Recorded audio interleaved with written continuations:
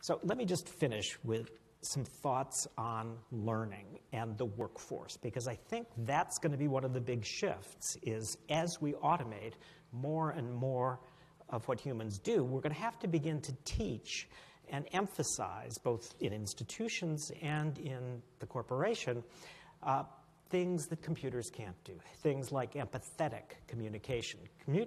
AI is going to be really good at communicating in many ways, but not empathetically. Critical thinking, really looking at an open-ended problem. Collaboration. Again, these are human skills that I think will have to be developed. And interestingly enough, I'm not positive that we're currently developing those. In fact, in many ways, I think that the rise of the screen culture is sort of going against developing exactly those traits. In other words, the computers are tending to teach us to act more like computers. And I thought of this recently. I have a Fortune 1000 company I work with.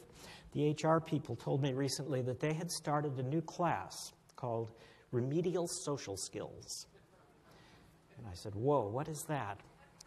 They said, well, they were having this experience that it's a slightly technical company, so they got people with 4-year degrees, good transcripts, the kind of skills they want, but they never seem to have been out of their dorm rooms. And it turns out that's kind of true, because especially in big state schools, where there's a little overcrowding, we've wired it so you can basically do everything from your room, from go to the library to take the tests. So I said, okay, what are remedial social skills? And she said, well, first of all, it's, when to text, when to IM, when to send an email, when to make a phone call, when to show up in person.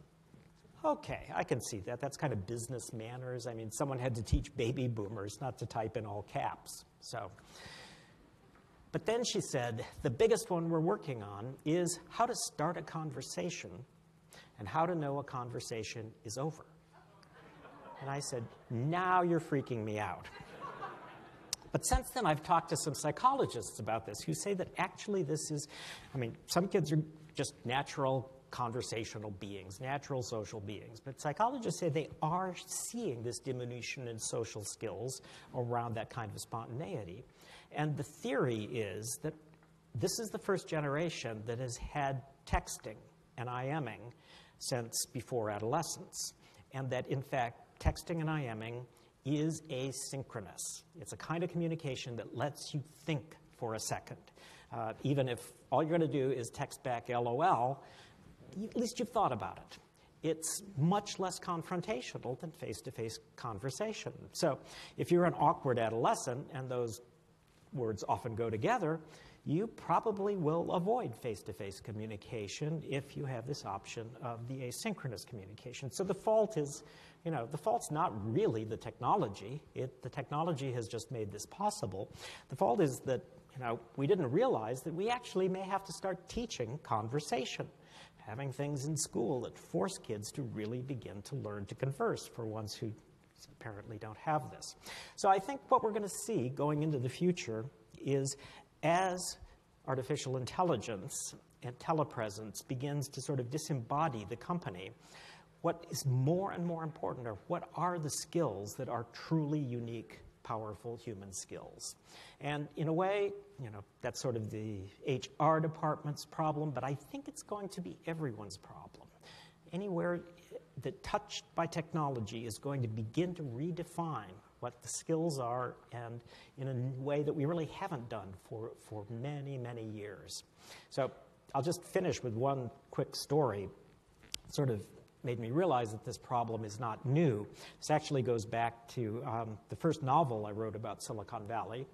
I thought, what a great topic for a novel, and this was years ago. I'm a futurist. I was ahead of my time. But what a great topic for a novel. Young people changing the world, making a fortune. So when you write a novel, it's like doing a nonfiction book, but you need to spend a lot of time with the people. So I gave a lot of dinner parties. And at one of these dinner parties in Palo Alto, the guest of honor was an older gentleman who'd already made a tidy fortune in the personal computer industry. So he was pretty optimistic about where things were going, and everyone else was liberal arts. There were a couple lawyers and business people, a professor from Stanford. And at the end of dinner, my friend from Silicon Valley said he had just built a new mansion in the hills above Silicon Valley, Portola Valley, for those of you who know the neighborhood. And it was quite a grand house, but what he was proudest of, because he was an engineer, and an excellent engineer, what he was proudest of was way back then, he had designed and built audio light switches. And, you know, you'd walk into a room, say, turn on, the light turns on, turn off, light turns off. Every time you said dim, it came down a step. Who knows how much it cost to do these? I'm quite sure that there was an entire computer sitting behind each light processing the commands. It was that hard to do back then. But he did it, and he loved it. He was very proud of it, enjoyed it. So did his 5-year-old grandson.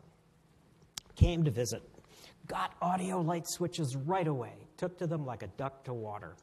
Then got sent to the other set of grandparents' house, who did not have audio light switches. And the very first night, the second set of grandparents find this 5-year-old standing in a darkened hallway, shouting at the light, turn on, turn on. And my friend leaned across the dinner table and said, and that is a young man who will grow up believing anything is possible.